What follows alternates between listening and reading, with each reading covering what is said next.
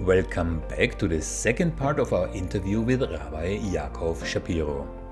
If you haven't watched the first part yet, I recommend giving it a try as it sets the groundwork for the deeper discussions we are having today.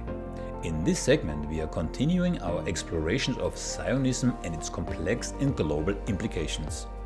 A particular intriguing but challenging aspect of our talk today concerns Netanyahu's reference to the biblical story of Amalek, which is viewed by many as a direct appeal for genocide in Gaza.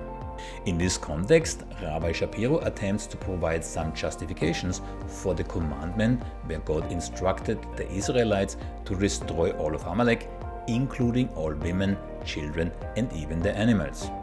His explanations might raise some eyebrows, and frankly, on that point, I find myself grappling with the reasoning the rabbi offered.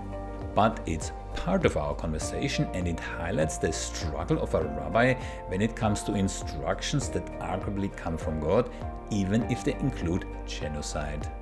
So as we proceed, please keep the often nuanced and contentious nature of such discussions in mind.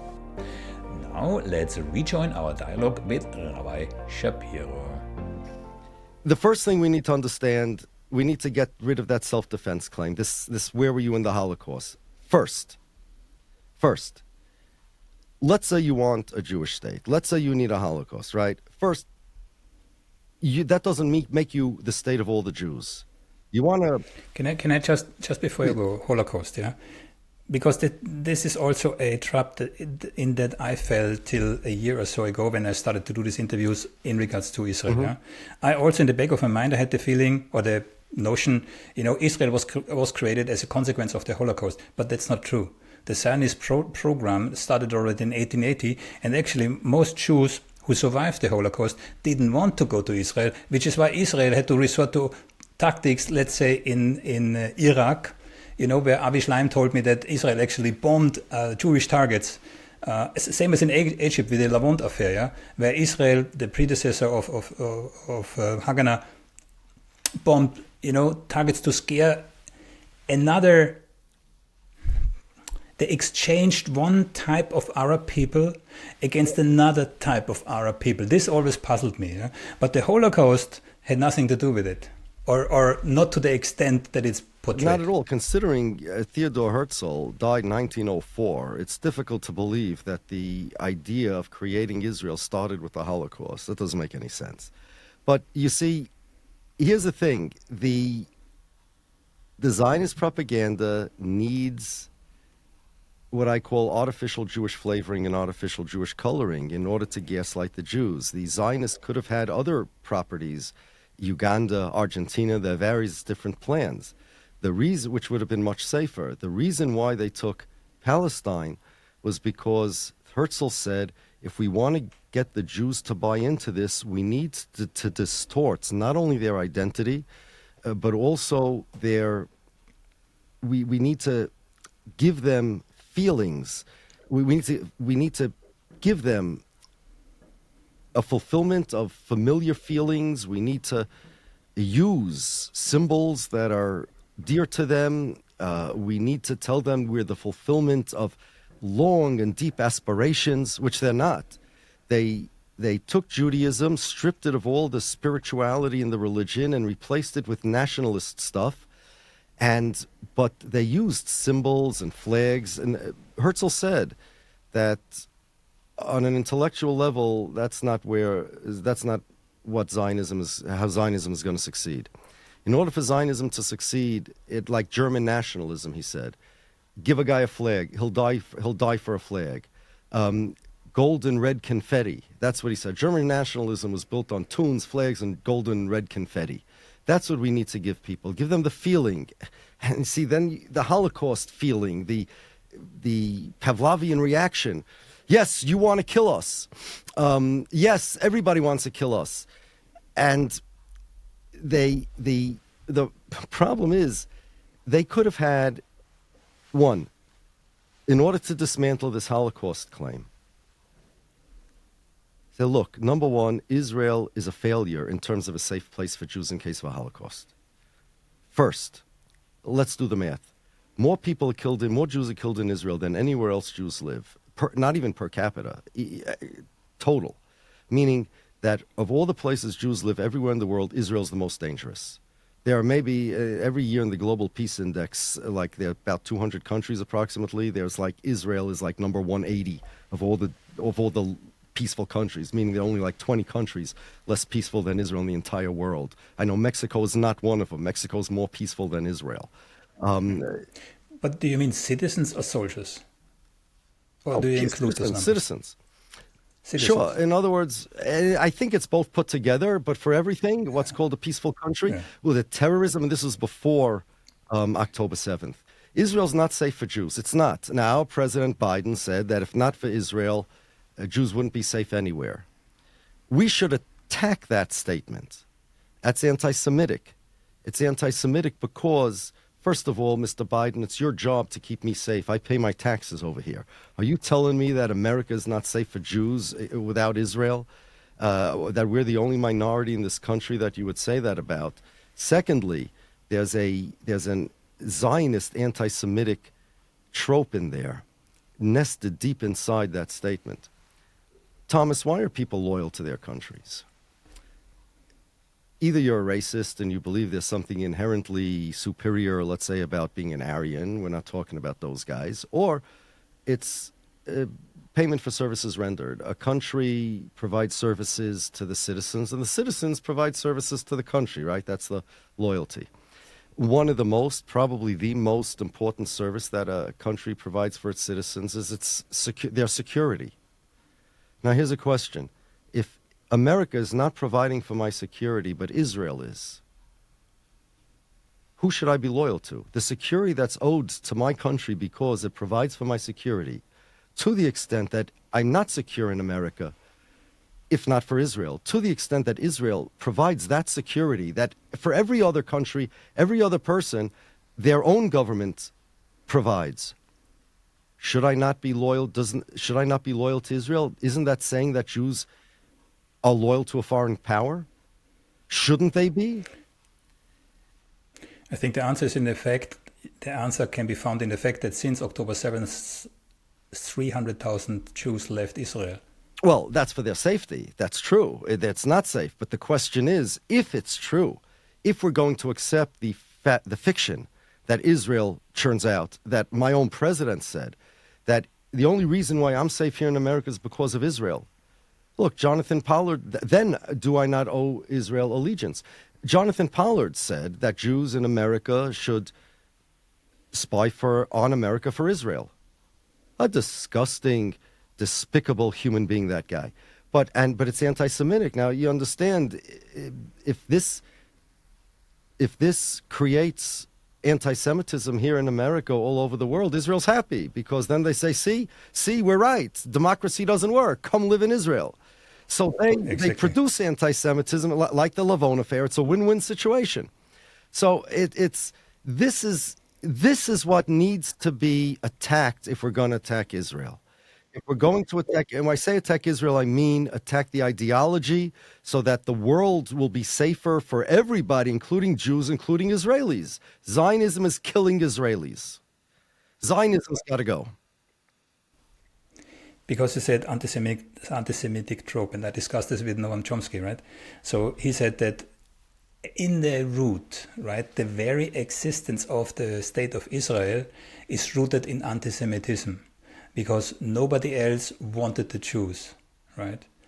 And he even said, not even Hitler went that far in terms of anti-Semitism. It's true what Noam Chomsky is saying, that it's rooted in anti-Semitism, the idea that nobody wants the Jews. I'm saying something even more, that Zionism itself is anti-Semitic.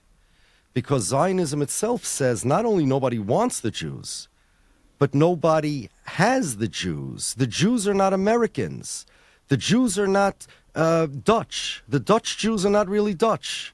The American Jews are not really American. It's a direct attack on Jews. See, Chomsky is saying that the world is anti-Semitic, and Zionism assumes the world is very anti-Semitic. I'm saying Zionism itself agrees with those anti-Semitic sentiments that Chomsky is describing. Zionism itself is against Jews. It is an anti-Semitic ideology.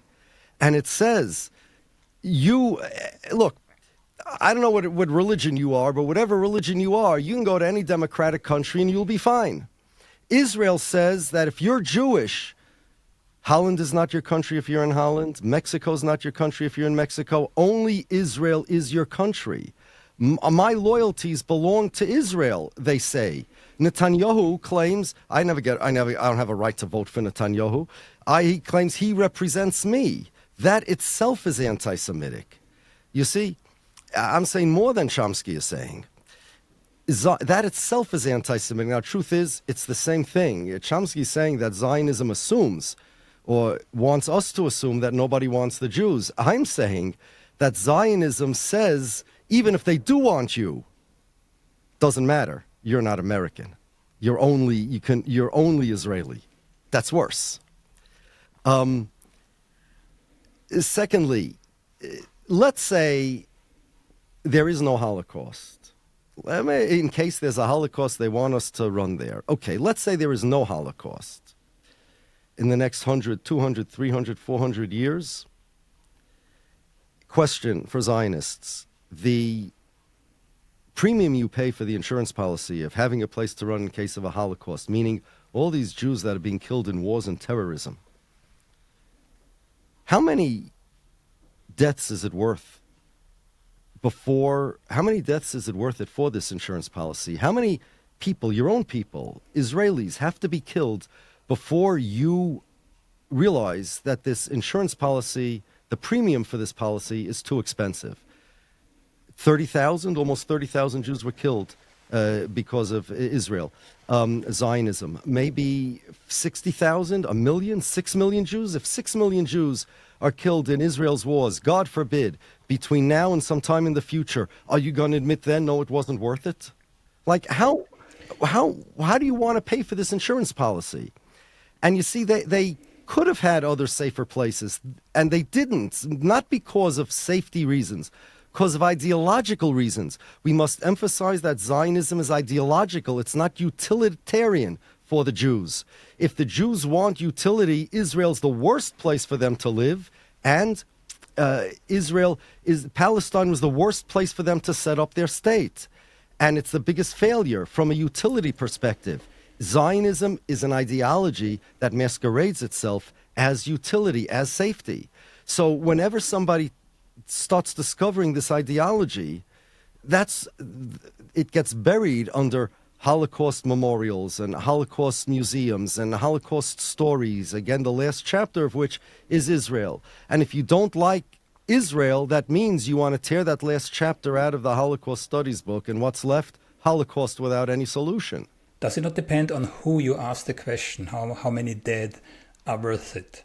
So if you ask within Israel, yeah, that's one matter. But if you ask the US, right, because there are geostrategic interests to have Israel where it is, and I'm pretty sure, same as the Americans said we're going to fight in Ukraine till the last Ukrainian, I would not be surprised if the US has a similar train of thought when it comes to Israel because of geostrategic interests. And there is even a second large group within America which have nothing to do at all with politics. Those are the Messianic Christians, right? Somewhere between 60 and 80 millions. And for me as an outsider, I found it extremely puzzling that within Israel and within America, you have two powerful groups who kind of align in their goals. So in Israel, you have this group who wants to demolish the Al-Aqsa Mosque to have their third temple so that the Messiah comes back, right? So they're working towards a clash. And in America, you have those 60 to 80 million Messianic Christians who want exactly the same. They're hoping for an Armageddon so that their Messiah comes back. So for some strange, ironic reasons, you have this kind of overlapping interest. So on the top, you have the geostrategic interests. I always call Israel America's pit bull in the Middle East because of oil. Yeah, and then you have those kind of Messianic, both Christians and Israelis or Jews. I'm not entirely sure. I need to be mindful about my semantics when I talk to you, right? But you have those two strong interest groups who seemingly actively work towards a clash. The influence of Christian Zionism on Jewish Zionism is much more than people think. Also, part of the propaganda is that Zionism is a Jewish movement. Christian Zionism started late 1500s, early 1600s, and you mentioned at the beginning of the show a line of Zionist propaganda, people with a land without a people for people without a land. The Christian Zionists actually invented that. The Jewish Zionists took it from the Christians. The Christian Zionists in America were the ones that concocted that statement. And the Christian Zionists, you're right. And if people would understand that Zionism is more Christian than it is Jewish, Protestant, not Catholic. In the Catholic countries, you don't have these guys. Italy, France, Spain. This is a Protestant movement. US, UK, that's why there's so many of them here. And I mean, it's not like, people think Christians are Christians, but it's not true. Like if you go to the Pope and you ask the Pope, well, what do you say about these evangelicals? He'll say, what do you mean? I'm Catholic. I have nothing to do with these guys. Just like I, as a Jew, would say those Zionists, the settlers, Orthodox Jews, I have nothing to do with them either. They're idol worshippers as far as I'm concerned. They're Orthodox Jews similar to me, just like the Christian Zionists are similar to the Pope. But if you know the differences between Catholicism and Protestantism, you know that the differences are vast. And the same thing between Orthodox Jews such as me and the Orthodox Jews who are Zionists. Zionism is a different religion, even though they say it's not a religion. But it's a funny thing, what the secular Zionists did, the guys like Herzl and Jabotinsky, the atheists, who took holy things and made them mundane. The religious Zionists take mundane things like grenades, like land, and they make it holy. They're a mirror image of the secular Zionists. They have a whole religion going on over there. It's not mine. It overlaps with mine a lot, but it's not mine. So there are a lot of different types of Zionism out there, but every type of Zionism presupposes two things. Thing number one, the Jews are a nationality, and two, Israel is the state of that nationality. That is Zionism in a nutshell. And if what you said would be publicized, that the only reason why America supports Israel is because geopolitical considerations and Christian evangelicals and stuff like that, then at least the Jews would understand that it's not in their interest to join this chorus of support for Zionism. I'm not talking about hurting anybody in Israel. I am a big pacifist. I don't believe in war. I'm pacifist. I'm talking about an ideology called Zionism. That ideology is poison for everybody, including the Israelis. That ideology that says Israel is the country of the Jews and not the country of the Israelis. That must be emphasized. That must be exposed for what it is. Not Chomsky discusses it, not Benny Morris, he's a historian, not the other historians that you mentioned. Avi Shleim, yes, he knows about, he wrote about, I read his most recent book about the Iraqi bombings and things like that. I got all of that. But I'm talking not about behavior, not about history. I'm talking about propaganda. And the biggest propaganda is Israel is the state of the Jews. It changed Jewish identity. And nobody wants to get involved in this because, I mean, there are scholarly books on this. There are, about how Israel changed Jewish identity. But the average guy in the street is not going to want to get involved. No, that's an internal thing amongst the Jews, they'll say. Well, you know what? If it's an internal thing amongst the Jews, if you're willing for Israel to be the state of the Jews, you will never have a solution to this problem. Because you cannot have a state of the Jews and also democracy. Meir Kahane, I agree with Meir Kahane about that, okay? Me and Meir Kahane agree on almost nothing. But on this, I agree with him. You cannot have a Jewish state and a democracy. John Kerry said the same thing. If you don't like Kahane, agree with Kerry. It's just a fact. Kahane said, and I think pretty literally, Arabs are like cancer. You have to cut them out, otherwise they kill you. I'm pretty close to what he actually said. Ben Gurion said the similar things about Jews being parasites, and he has to change the Jewish personality. There are Zionists that say that about Orthodox Jews. There are Nazis that said that about Jews. Virus, parasites, stuff like that.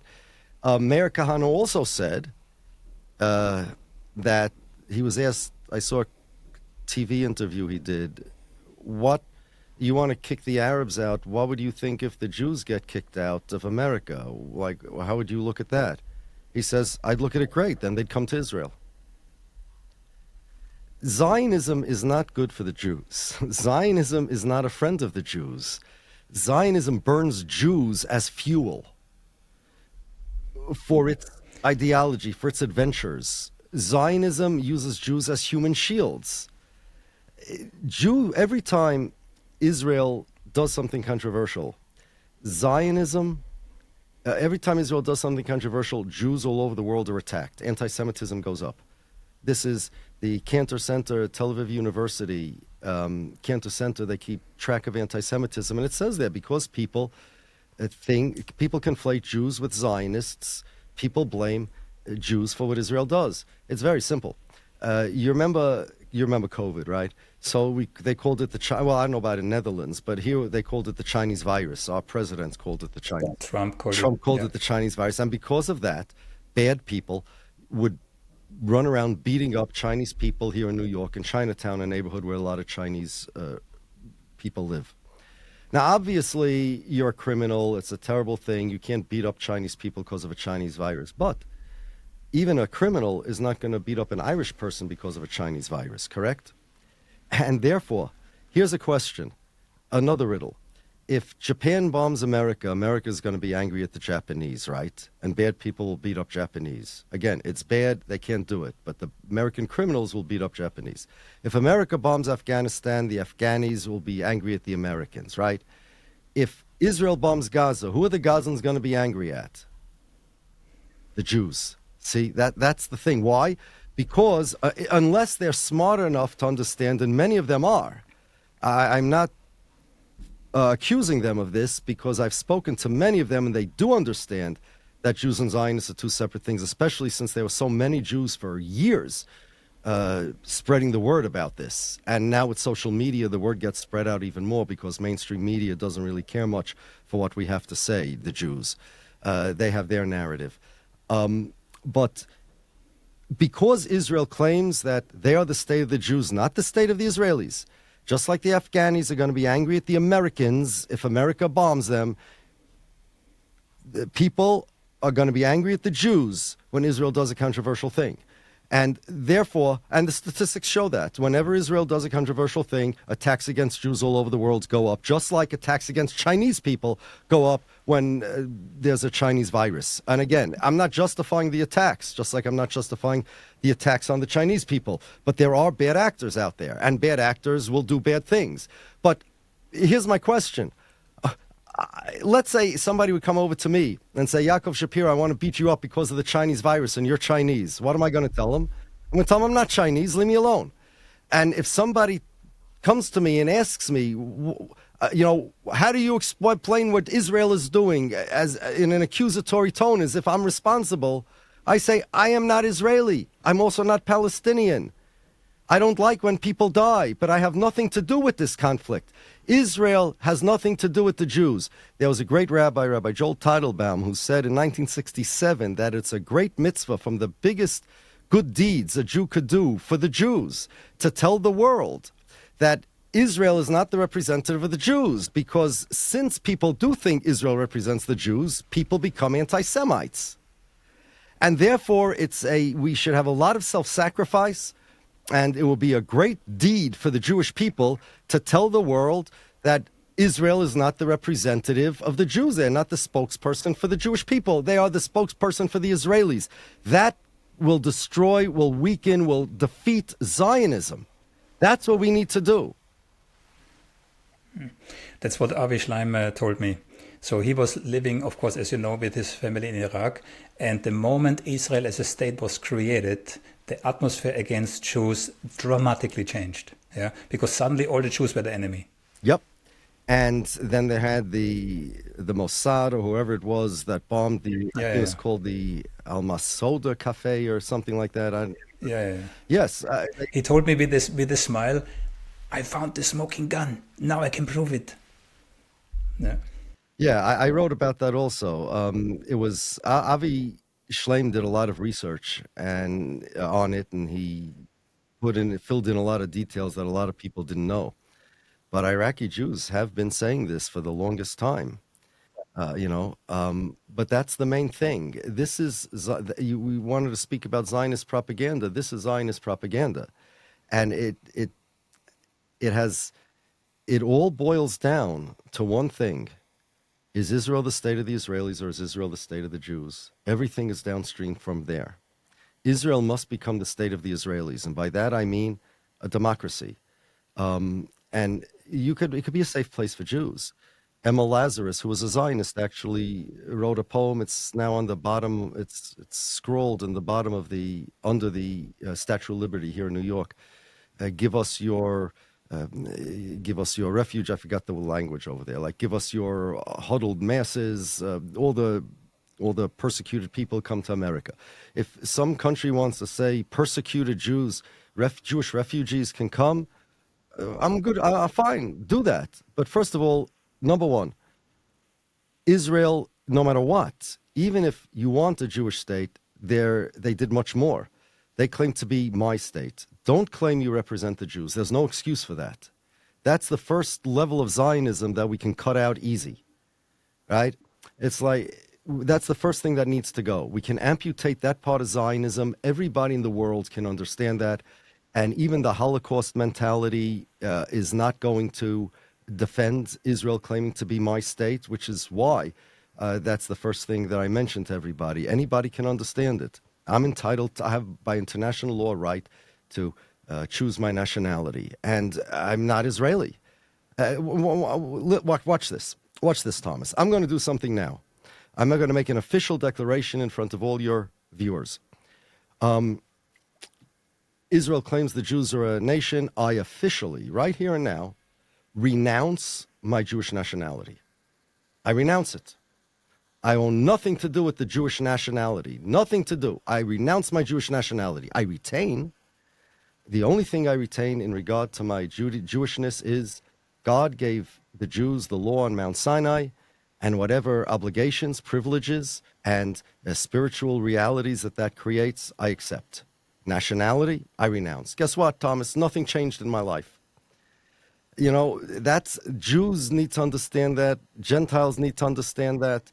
And everything else is downstream from there. Because once you accept the idea that Israel's the state of the Jews, and mixed with the Holocaust mentality, that Israel's safe, then you're never going to convince Israel to be different than they are. It's not going to happen. It's not going to happen. Because they have this mentality, this indoctrination, this ideology, a religion you can call it. Zionism, a civic religion, a godless religion. This is religion of Zionism, and they're not going to change. We need to attack this Holocaust mentality by showing them that Israel is not safe. You know, I saw, it's so funny, that this idea that only Israel makes things safe, makes places safe for the Jews. A guy told me just last week, a Jewish guy, that some Israeli came to America to collect for a charity. And he told him, people tell me America's not safe for Jews anymore. Somebody got shot in Los Angeles. America's not safe. What, are you crazy? America's very safe for Jews. Israel's not safe for Jews. I once spent a weekend in France. It was before COVID. And everybody told me in Sarcelles, it's a suburb of Paris, and everybody told me before I go, France is not safe for Jews. You can't wear your yarmulke in France, you know.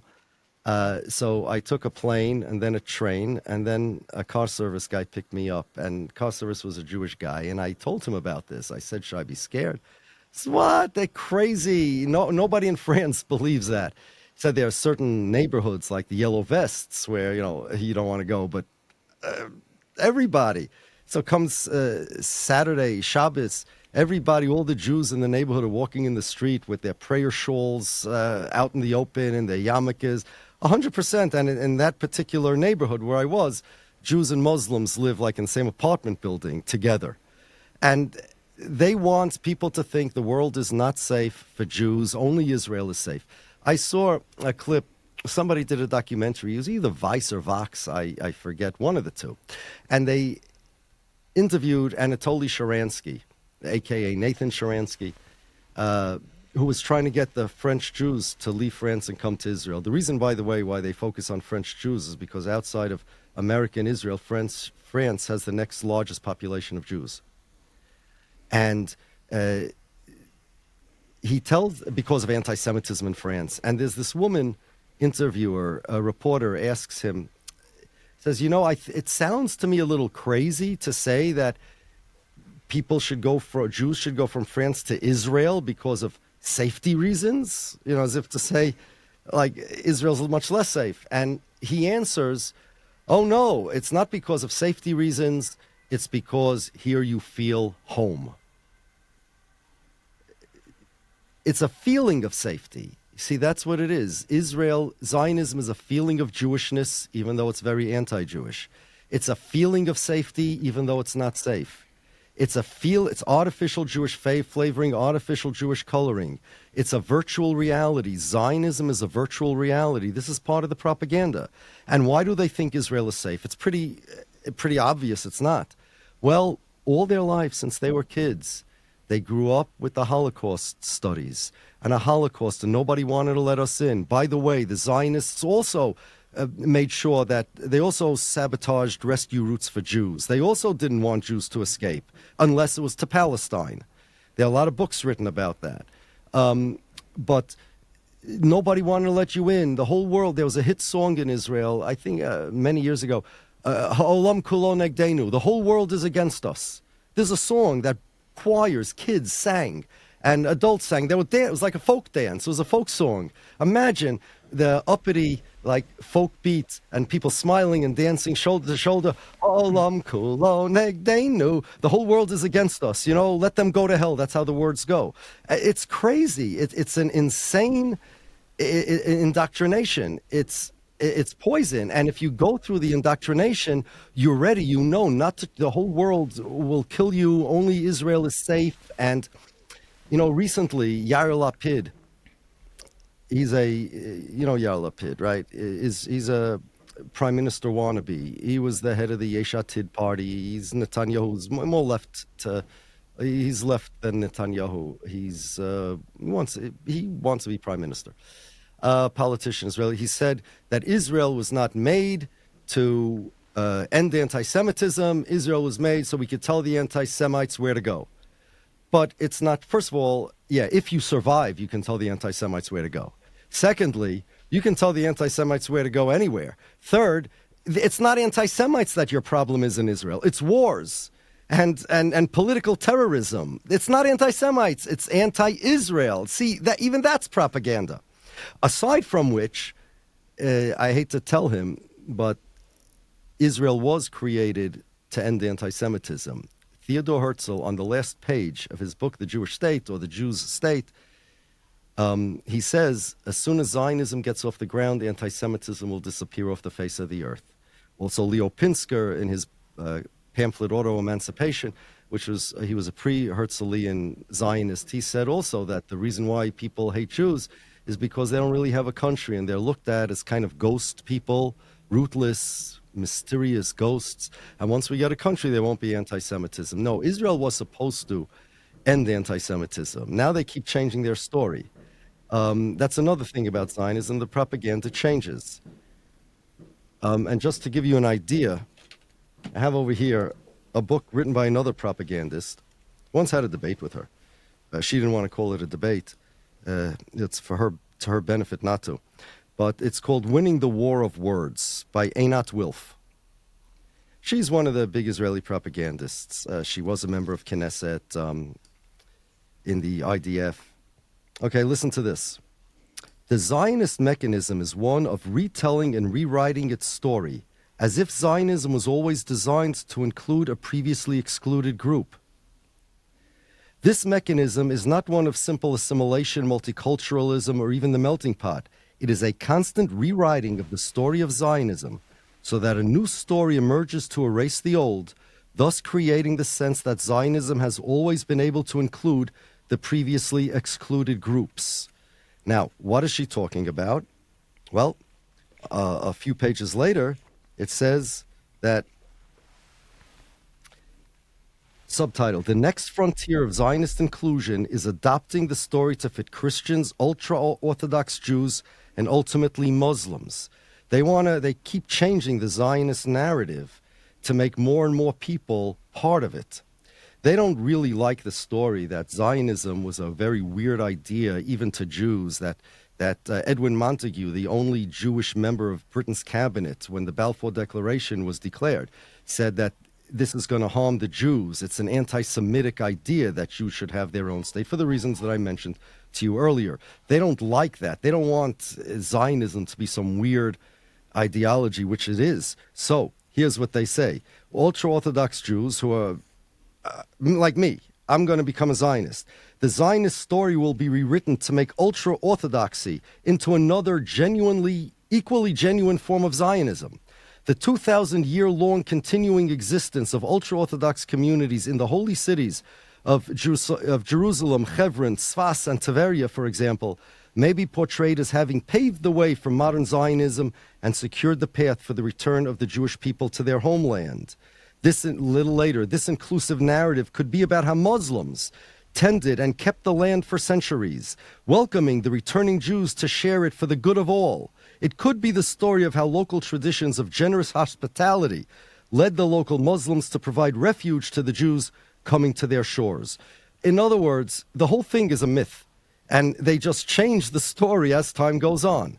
So today, Yair Lapid, these days, he says, well, that Zionism was not created, Israel was not created to end anti-Semitism, it was to tell the anti-Semites where they can go. So, first of all, he's wrong. It was created to end anti-Semitism. Secondly, you don't tell anti-Semites where to go. You have wars and terrorism. You have political problems. This is not anti-Semitism that you're dealing with. But aside from which, you'll only be able to tell anti-Semites where to go if you survive, which the odds of you surviving as a Jew in Israel are less than anywhere else in the world where Jews live. But it's true that the Arabs were hospitable.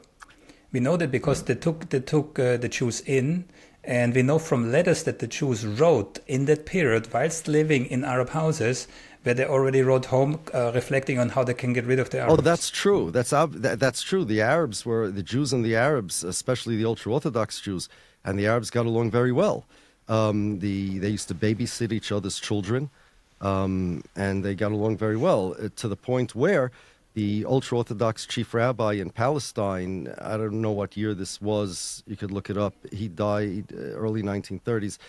He sent a messenger by the name of Jacob Dahan, a Dutch guy, who was a professor and academic, to England to tell the British that the Jews don't want the Zionists there. They'd rather live under the British or the Ottomans or whatever.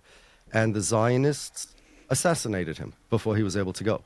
The Haganah literally made sure nobody would be around. It wasn't just a murder. It was a political assassination. And they shot him and they killed him. Jacob Dahan, Dutch guy. But she's talking about changing the narrative, that the Muslims are going to be part of the narrative. Obviously, now the Muslims would not want to be part of the Zionist narrative. They were hospitable to the Jews, but not hospitable to Zionism. See, that's the thing. The Muslims were hospitable to the Jews, but neither the Orthodox Jews nor the Muslims, meaning the Arabs, right, I don't want to mix the terms, were hospitable to Zionism. That's what they want to include. They want to make us and the Muslims as if we were hospitable or part of the Zionist story. We're not. With your kind permission, I would like to run something by you once more in regards to Netanyahu. Netanyahu most recently made this statement about Amalek. Mm-hmm. Now, I looked it up and know what it means. Yeah, maybe you comment on it. What did he really want to achieve, and what does it really mean? Okay, the first thing we need to know about Netanyahu, whenever he quotes the Bible or the Torah, he's a complete ignoramus. The average 6th grade yeshiva boy knows more about Judaism than Netanyahu does. Absolutely non-observant. He's absolutely secular. He doesn't know anything about Judaism or the Bible or nothing. And when he does quote it, he's usually pandering to the evangelicals, because the Jews know that he's a joke.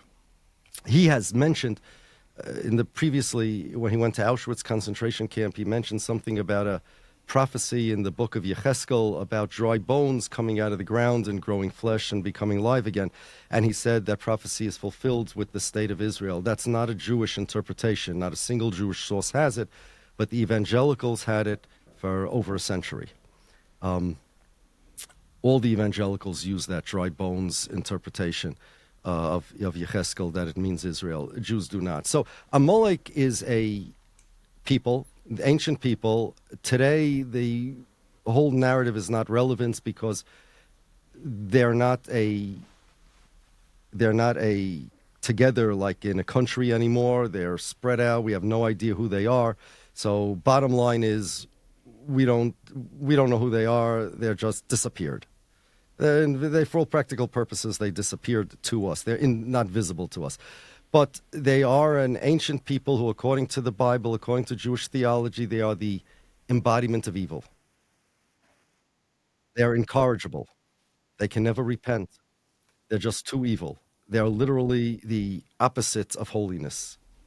It's more of a concept than a nationality. And these people who are the embodiment, the incarnation of that concept, God told Moses then that you have to wipe them all out. You have to wipe them all out. Which, by the way, is not, God telling Moses or Joshua to wipe out certain people.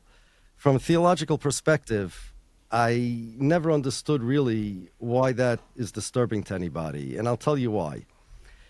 If you do believe the story that, and I do, that God told Moses, look, I want you to kill these people, then why would that be different than God creating a earthquake or a tidal wave and wiping out thousands and even more people? Every year, as far as I remember, I looked it up once on the internet, like 1 million people die every week all over the world. Who do you think makes those people die? It's God. Nobody has a problem with that. So let's say God tells somebody, let's say God would say, you know what? I'm God. These people's time is up. Nobody expects God to make everybody live forever. Everybody has a time. That's a cosmic plan. We all accept that, right? There's no problem with that. So if God said to, let's say to you, Thomas, that guy, his time is up now. Say there's an accident on a bridge, and the car is teetering over the brink of the bridge. God says, Thomas, I want you to know something. In my book, in the cosmic plan, I'm the all-knowing, all-seeing, I'm God. And I give to everybody in the world a certain amount of life, a certain amount of happiness. That's my job, right? Their time is up. Tip that car over. Would you do it? Their time is up. And if you wouldn't do it, would you mind if God does? You're asking me? I'm asking you. That reminds me on the question, you have this train coming to the station, right? And you have the choice either to kill the people in the train or to kill the people who wait. Right. There are many such questions. I agree, and only God can decide, right?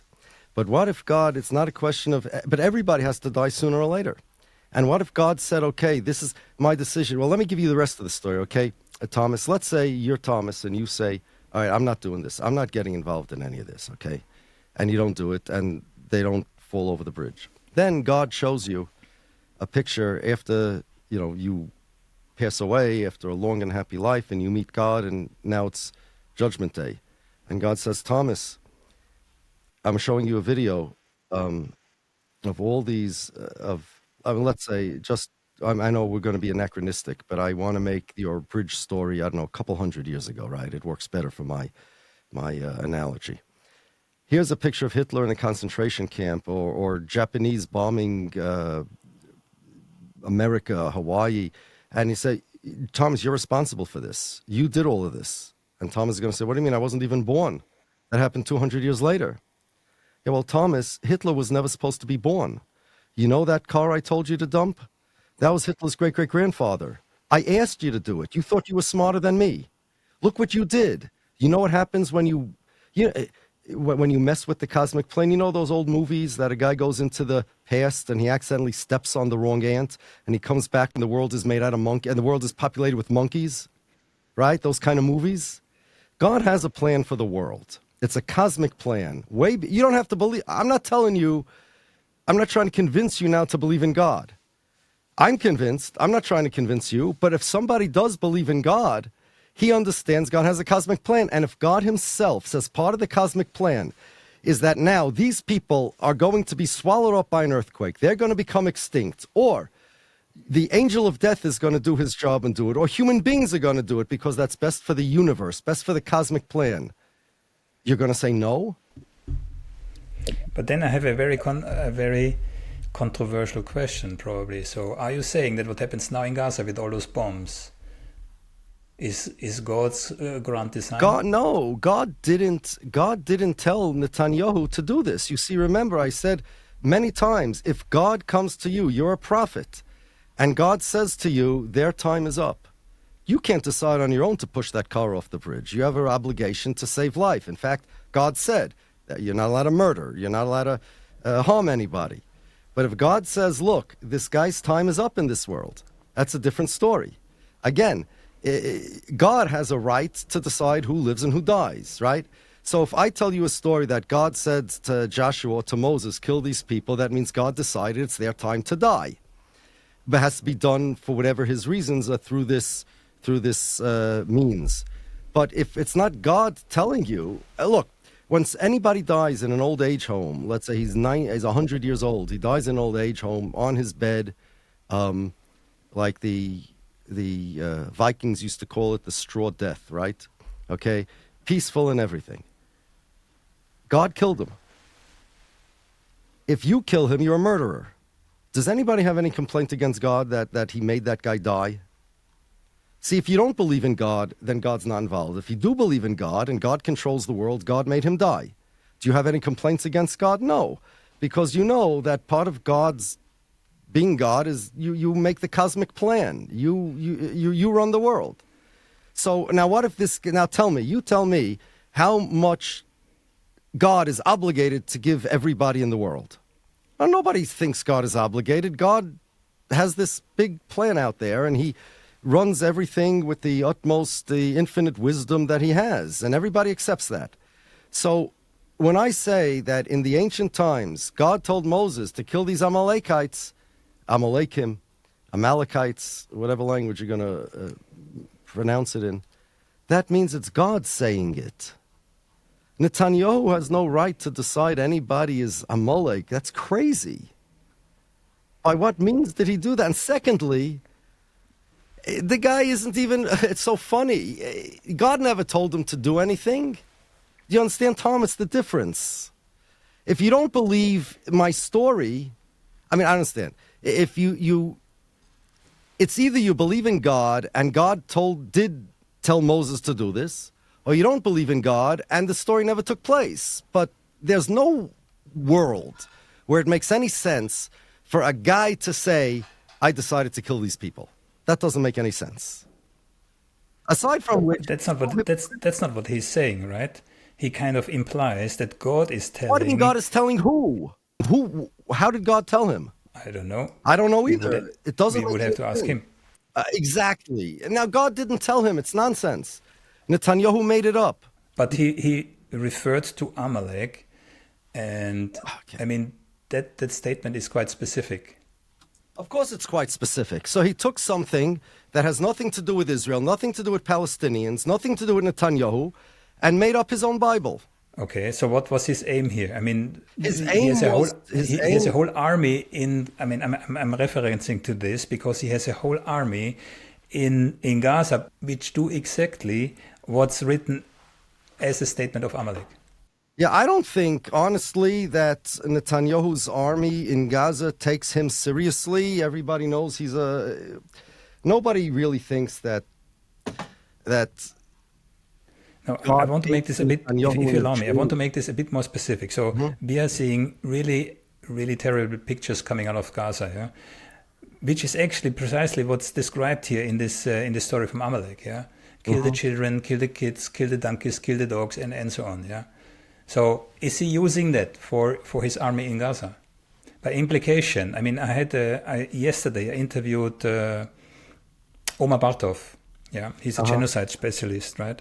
I had a similar discussion with him. So is he inciting genocide? That's my question, actually. All right. Here's what he's doing. I made a statement previously that every single piece of Zionist propaganda revolves around the idea that Israel's the country of the Jews and not the Israelis, right? Remember I said that Amalek is the antithesis of holiness and God, and it's like and it was the arch enemy of the Jewish people who were supposed to serve God. Because Zionists want to substitute Israel for the Jewish people, the enemies of Israel become the existential enemies of the Jewish people. And if God told Moses, these people are incorrigibly evil, they need to be wiped out, and they're not only incorrigibly evil, they're the incarnation of evil, right? And therefore they're your eternal enemies. Now Amalek becomes, whoever's Israel's enemy becomes Amalek. Again, it's a substitute Israel for the Jewish people. And Netanyahu wants to portray them as incorrigibly evil, unredeemable. Now, I don't think Netanyahu has the authority in Israel to order a genocide. He doesn't control the army, right? If he says that, everybody has their superior officer. I don't think the generals in the Israeli army are saying, okay, we just got an order, treat them like Amalek. I don't think that's what's happening. I think what he said was more cultural, to make people hate Israel's enemies as if they're the existential enemies of the Jews. And I don't know exactly what he tried to accomplish by that, but he tried to justify pretty much anything that Israel does. That's what it is. I think he was trying to justify whatever Israel does. He doesn't even believe in the whole story. He doesn't believe in the whole story. Probably not, but I'm contrasting this to Ben-Gurion. Yeah? So it was said that Ben-Gurion never wrote a specific order to kill and to expel Arabs. Nevertheless, all his generals in the army down took it as such. And we know this from testimonies from the army leaders themselves, right? So a secular leader of Israel has massive impact on what happens on the battlefield. Listen, that's true. I mean, I would be doing your viewers an injustice if I could tell you that I could get inside Netanyahu's brain and tell you exactly what he meant. In fact, from all the places that I'd want to be in the world, inside Netanyahu's brain is not one of them. Okay. Secondly, there also is no question that what he said is completely stupid, unjustified, bad. I don't even know what words to use. Three, he doesn't even believe in the whole story. So if you were to ask Netanyahu, you asked Netanyahu, what did you mean by that? I could give you now 20 things Netanyahu could possibly say. Netanyahu could possibly say, well, I just meant that they're bad people. Amalek, I don't really believe in the story, Netanyahu would say. I don't really believe in it. God doesn't exist. God never told Moses anything. In fact, Moses never went into the Holy Land, so he wasn't even really Jewish. Moses never went into Israel. It says in Israel's Declaration of Independence, here the nation was born. That's what it says. There were no Jews before Israel. Moses never went into Israel. He wasn't even Jewish. According to Zionism officially, Moses was never Jewish. If the Jewish people were born in Israel, Moses was never there. The whole thing, you're talking about Netanyahu talking about a story that he believes is a fairy tale, that means 30 different things to 30 different people, 500 things to 500 people. Yes, whatever it means, he shouldn't have said that. Yes, it's bad. What did he mean? There's no way I would know what he means. It's not like Netanyahu has a school of thought in biblical exegesis that I could tell you that this is what, according to Netanyahu, it meant. If it was Orthodox Jew with a certain methodology of biblical interpretation, I could take a shot at it. But Netanyahu doesn't believe in the whole thing. He makes this stuff up as he goes along. So what he really meant, I couldn't tell you. Is it bad? Of course it's bad. Put it this way. Here's my question for you, or for the guy you interviewed. If Netanyahu wouldn't have said that, would anything be different today in Gaza? I don't think so. That's what you mean? I don't think so. Had Netanyahu not said that, would Israel be acting any differently? I don't think so. It's, okay. It's just Israel likes, Zionists like, to pretend that they are the Jewish people. They are ancient Israel. Moshe Dayan wrote a whole book, Living with the Bible. And he takes his own war stories and he compares each of it to a chapter in the Bible. This time I'm Joshua. This time I'm somebody else, whatever. The Zionists, it's in the Zionist religion to pretend, it's like a role-playing, to pretend that they are the Jews, they're the ancient Jews, and when they're fighting their enemies, they're fighting the ancient Jewish enemies. It's much, I think it's less than an order, okay, it's a wink, wink, let's go kill them. He wouldn't have to say that. You see, he wouldn't have to say that in public. If he really wanted to do it, he could do it. He wouldn't say that on TV. I think it's more an ideological thing. Yes. Can it be taken that way? Yes. Is it a wicked thing to say? Yes, it's a wicked thing to say. What exactly he meant? I mean, I'm not his psychologist. Yeah. I see I have massively outstayed my welcome. I'm very gracious for your time. I have one last question. You said dismantling Zionistic propaganda on very practical terms. Mm-hmm. What would be your point of view here? What would be your recommendation? Countering Zionist propaganda. Again, not theoretical, practical. Okay. Understand the history of Israel and the ideology of Israel. People need to be educated. Israel's the only country that claims to represent people, to be the country of the Jews, to represent people that have nothing to do with it. Every other country is the country of its citizens. Israel claims to be the country of the Jews. That Jews, and Israel doesn't speak for the Jews. That's the main thing. Israel speaks for the Israelis like every other country. The idea that Israel speaks for the Jews, get rid of that, and 80% of the propaganda is dismantled immediately. On that note, Rabbi Yaakov Shapiro, I thank you very much for your time. It was an enlightening discussion. I see that you, and I could feel you're really engaged, although you're saying you're American, not Israeli. Thank you very much for your time. Thank you.